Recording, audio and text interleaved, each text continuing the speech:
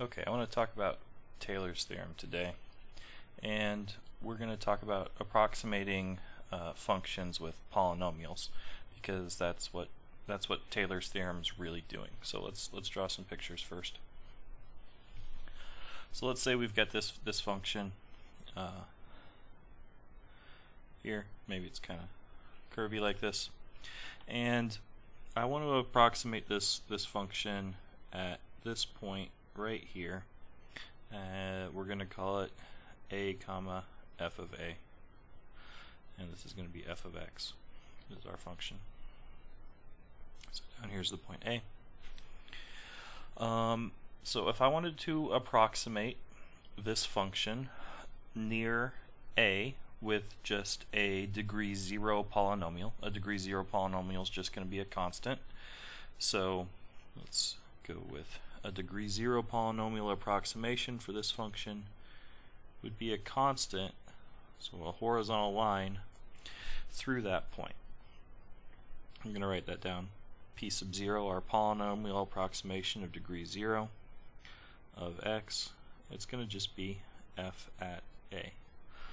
So that's our polynomial degree 0 approximation centered at a of the function f.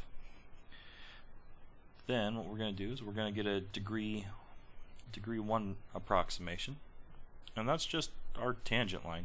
A degree 1 polynomial is a linear polynomial, and so our approximation should match the function value, and it should match the first derivative of the function. So our degree 1 approximation, it's going to be f at a plus that gives me my linear or my degree 0 approximation, constant approximation, and then the tangent line, it's f prime at a times x minus a. So I start I've got this middle point that I start at, and then I've got a slope, and how much that slope affects the output of the function depends on how far away I am from the center.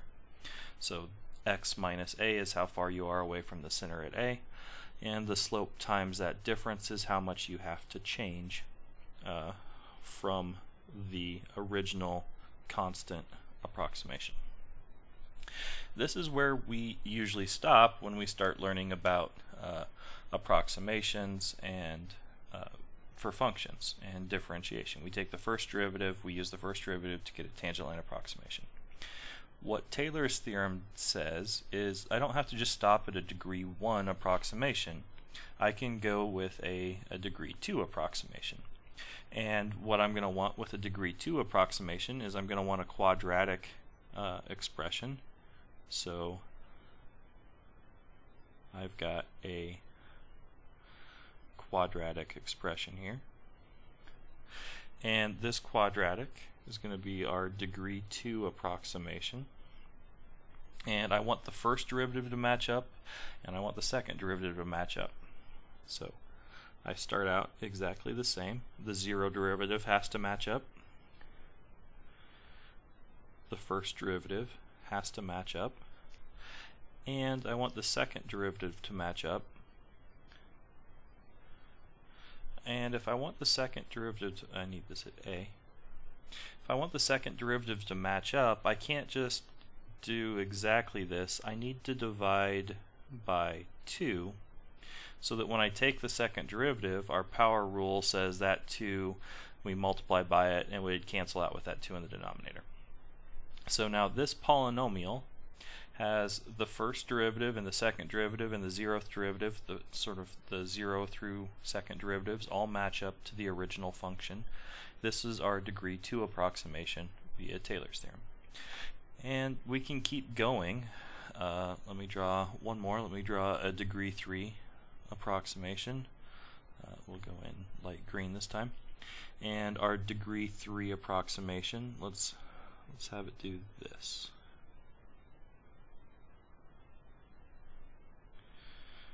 So a degree 3 polynomial can have 2 turning points. So we get this guy, This will be P3.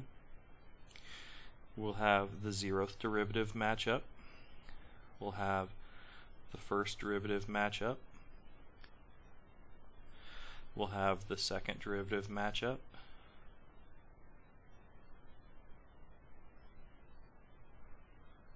And we'll have the third derivative match up.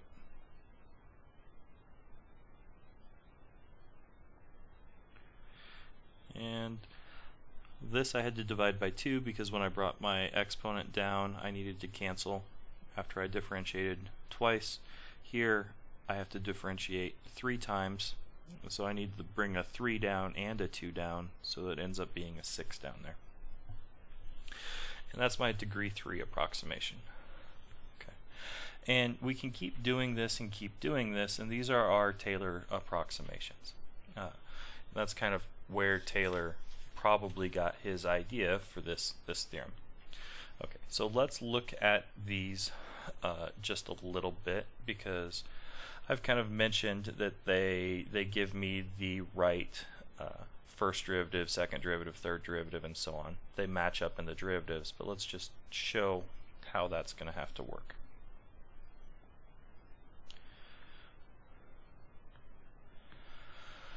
Okay, so suppose we want a polynomial, n degree polynomial,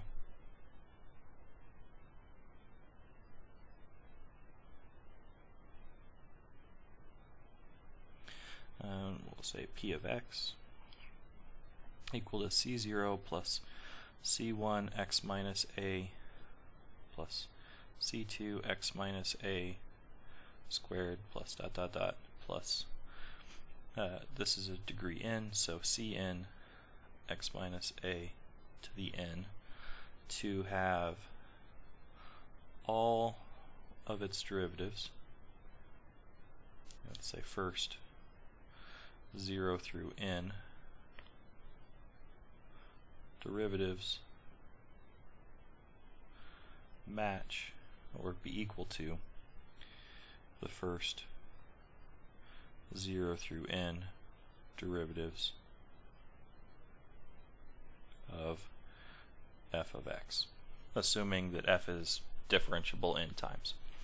What has to be true about these coefficients? Well, let's just look at p prime first. So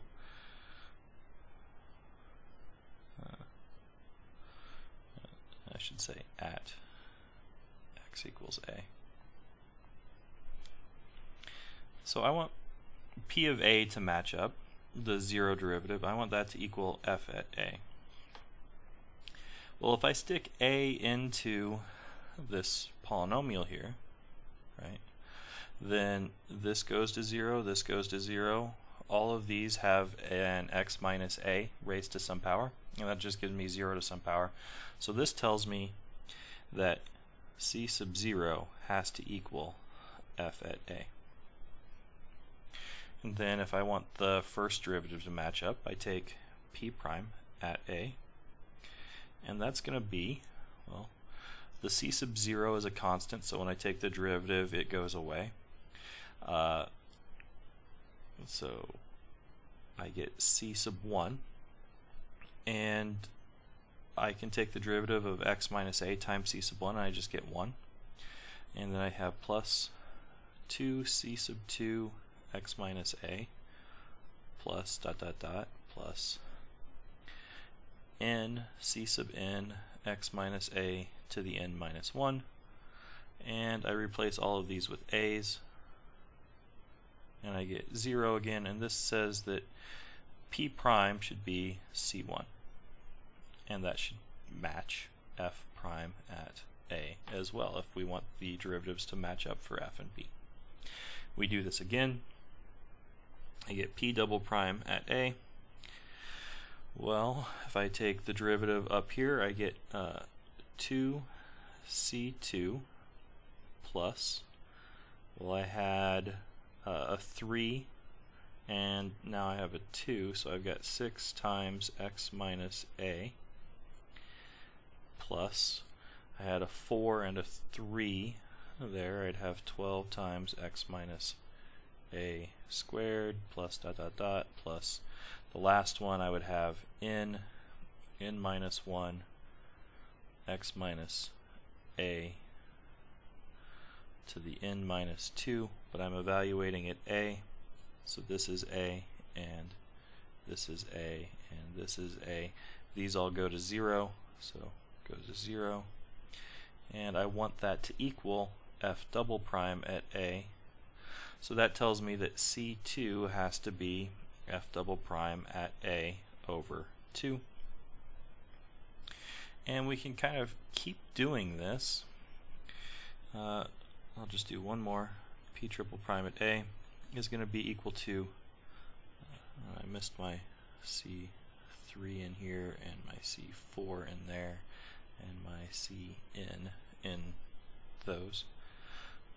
So I've got 6C3 is equal to the third derivative of P at a, and I want that to be the third derivative of f at a, which tells me that C3 is equal to the third derivative of f at a divided by 6, and so on.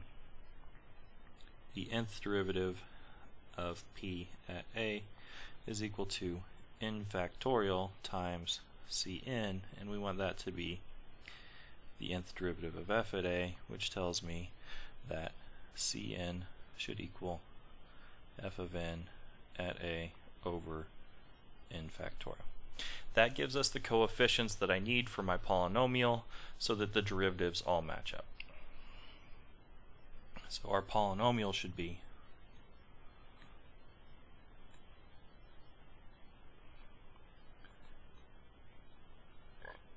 the polynomial that matches the first n derivatives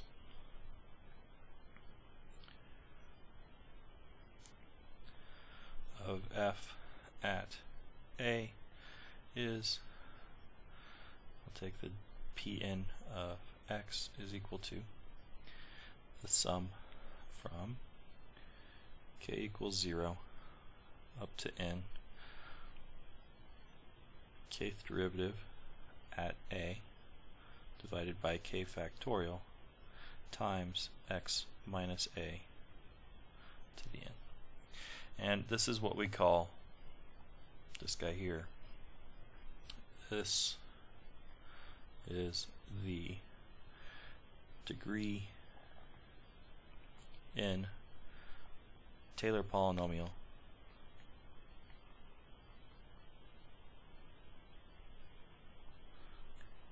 for f centered at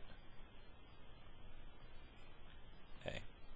The centered at, remember our picture focused on a point that we wanted to approximate around. That's what we mean by centering at. That's where the approximation is located. We're kind of focusing at that point x equals a. Okay, so how far off can this approximation be? Well, let's just look first at the linear approximation. We're just going to work with the tangent line. So we've got this picture here. I've got this curve f, and maybe this is my a value. So my linear approximation comes in through here like a tangent line. It is a tangent line, and I'm going to call that P1 of x, and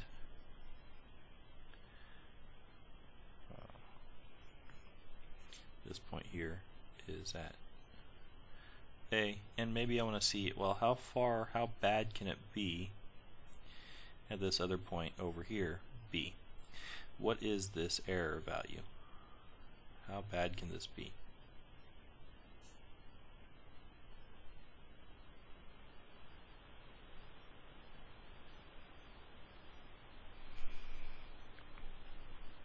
Okay, so let's calculate how bad this can be, and we're going to call this value e. So we're going to let e going to be the difference between the Taylor approximation and the function value itself. So let's take the function value at b, and we're going to subtract off the degree 1 approximation, which is going to be f at a plus f prime at a times b minus a. That's that error value, right? Okay, now let's divide by b minus a, just because that's going to make some algebra look kind of cool for us. So I've got e over b minus a is equal to f of b minus f at a divided by b minus a minus f prime at a. Okay, this looks like it's set up pretty well for us to use a mean value theorem, right? So this guy here, by the mean value theorem, this stuff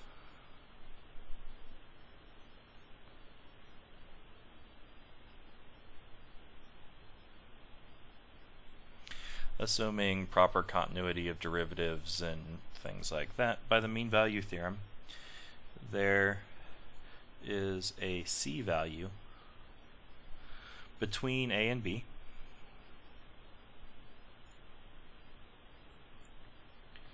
with f prime at c equal to f of b minus f at a divided by b minus a. That's what the mean value theorem says. So my error divided by b minus a is equal to f prime at some c value minus f prime at some a value. Okay, great. Let's divide by b minus a again. So now I've got e over b minus a squared is equal to f prime at c minus f prime at a divided by b minus a. So this looks a lot like a mean value theorem again. I just don't have, I've got a c here and a b here. Okay. When these things are really close together, this we can actually show now there's sort of, by continuity, this is about f prime at b minus f prime at a over b minus a again. And with the second derivative, so this is going to be equal to f double prime at c using the mean value theorem for another c between b and a. And that's going to tell me my error is equal to f double prime at c, okay, times b minus a squared, or at least approximately that. So I've found this other point where I can evaluate the second derivative at and get a pretty good approximation for this. Okay, this is kind of what Taylor's theorem says. We can put this error bound in terms of the next derivative times a power of the difference between b and a. Okay. So let's write down what Taylor's theorem actually says and then prove it rather than just kind of that hand wavy, well, the mean value theorem kind of says this type thing. Okay. So this is theorem. Let f from AB to R and n be a natural number. Okay. Suppose the nth derivative is continuous on the closed interval. We're going to need that so we can use a mean value theorem. And the n plus first derivative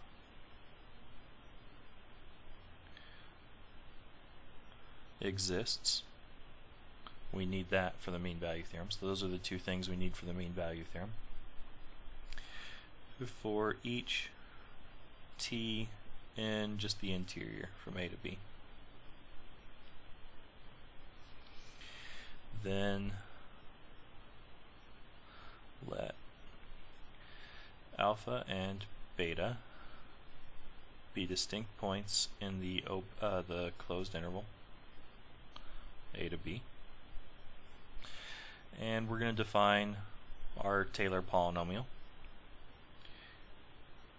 And let, I'll put it down here because it's big, p sub n at t be the sum from k equals 0 to n,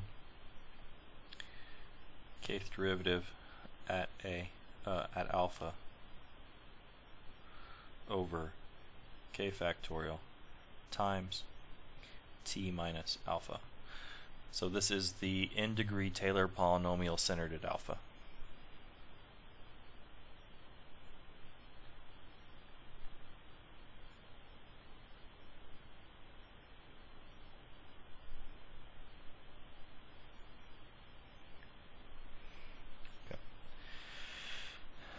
Then the conclusion is there exists C between alpha and beta such that f of beta minus my polynomial at beta is equal to the n plus 1 derivative at c divided by n plus 1 factorial times beta minus alpha to the n. So this looks a lot like what the next term in the Taylor polynomial would be if I went up to a degree n plus 1, except for I'm not evaluating it at alpha, I'm evaluating it the c value that's somewhere between alpha and beta. So this gives me sort of an error bound. How far away can my degree n approximation be from the function? If I could bound how big the n plus first derivative would be, I could say, well, that error has to be smaller than that because this derivative for c would be the I'd pick the sort of biggest one that lies between those, and that would give me a bound on how far the error could be. And we will eventually do that, but the theorem just right now says that there's a point that gives me equality with the error. Okay, so let's prove this.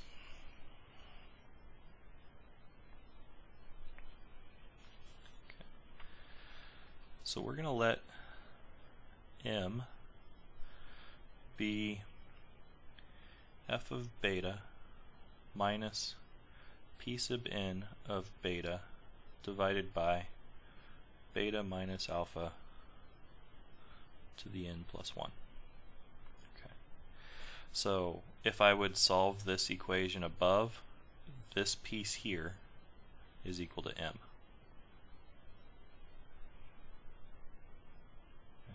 Because I've got this stuff divided by that stuff, that's going to be m. So if I can figure out how to make m equal that, I don't know what this number is right away, but we're going to show that this number is equal to the stuff in the circle here for some c value between alpha and beta.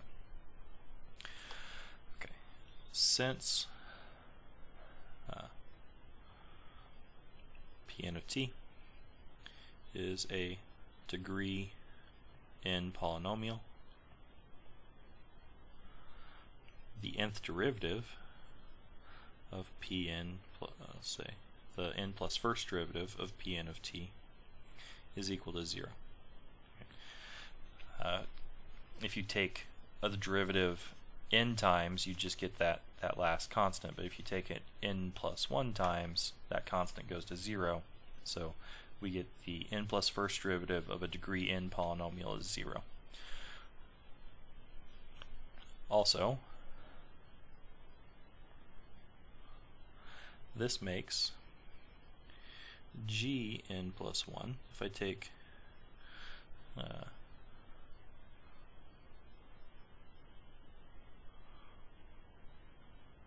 forgot to set what g was. Okay, set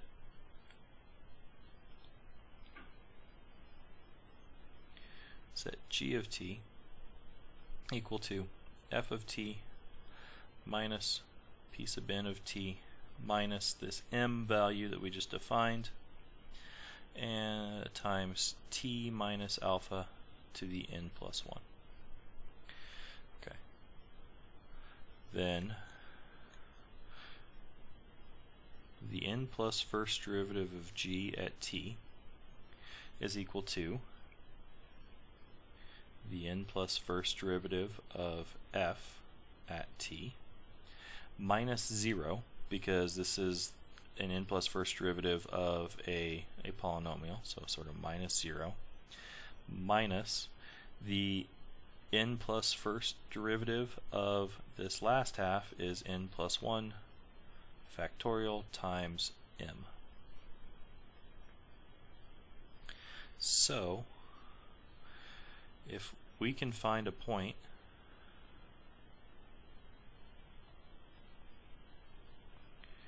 where g n plus first derivative at c is equal to 0, we get f n plus first at c would be equal to n plus 1 factorial times m. Divide across tells me m equals f n plus first at c divided by n plus 1 factorial, and we'd be done.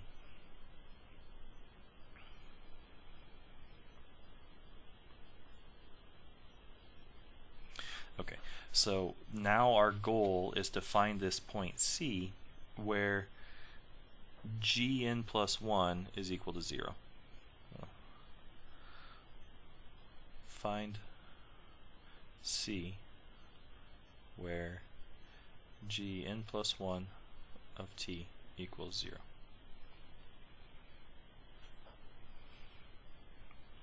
Okay. We set up the Taylor polynomial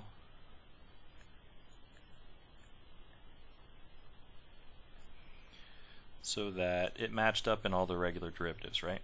So that p sub n at the kth derivative at alpha was equal to f at the kth derivative at alpha for k equal to 0, 1, etc. up to n.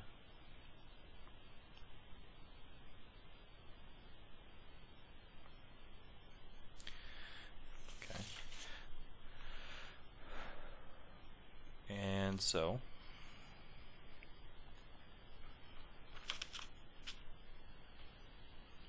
gk at alpha equals fk at alpha minus pk at alpha minus m times alpha minus alpha to the n plus 1 minus k power times n plus 1 times n times dot dot dot down to n plus 2 minus k. And so this goes to 0 and these guys go to 0. These two are the same, right? So they cancel, and this alpha minus alpha is 0, so whatever I multiply 0 by, I get 0, i.e. gk at alpha equals 0 for all k equal to 0, 1, 2, on up to n. Okay. Also, m was chosen so that g of beta, which is equal to f of beta minus p of beta, minus this m value, which is f of beta minus p of beta over beta minus alpha to the n plus 1, that's m, times beta minus alpha to the n plus 1 equals 0, right? These cancel, and then this and this would cancel. Okay, so now we've got this set up to use a mean value theorem, because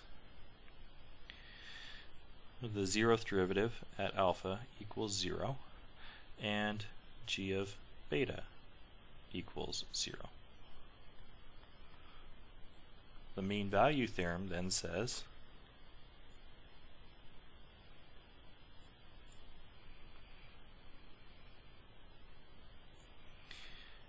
gives some c with g prime at c equal to g of beta minus g of alpha over beta minus alpha, which is, well, that numerator is 0. It doesn't matter what the denominator is, it's equal to 0. So there's some c, let's call it c1 because it's going to be the first in a line of them that we're going to find. There's some c between alpha and beta with g prime of c1 equal to 0. And this is for some c1 between alpha and beta. Okay, but then since g prime at alpha equals 0, right, we said that g prime, all of the derivatives at alpha were 0 for k from 0 up to n, so the first one is definitely 0. And g prime of c1 equals 0. We use the mean value theorem again. I've got the endpoints are 0, so there's some place in the middle where the derivative is equal to 0.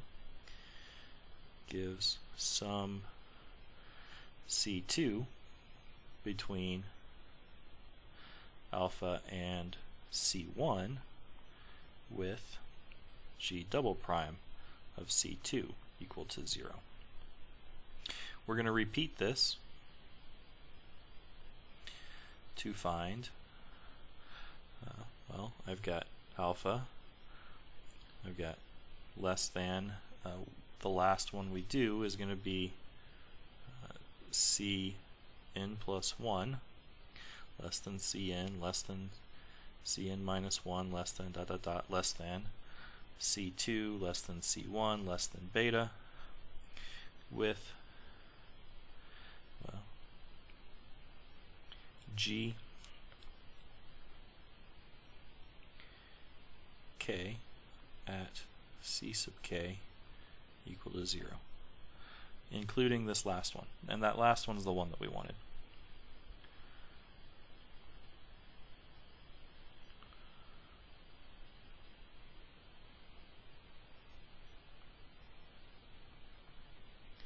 And this gives exactly what we needed.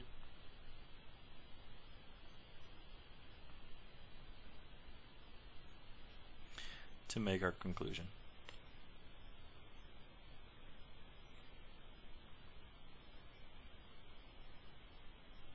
Right. This guy here comes up and keep coming up.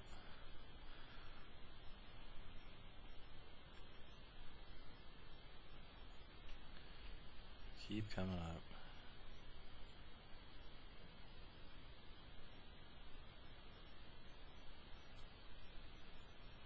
Right here. This is what we wanted. We wanted this, the n plus first derivative of g at some c value to equal 0, and that's exactly what we found. So that's Taylor's theorem.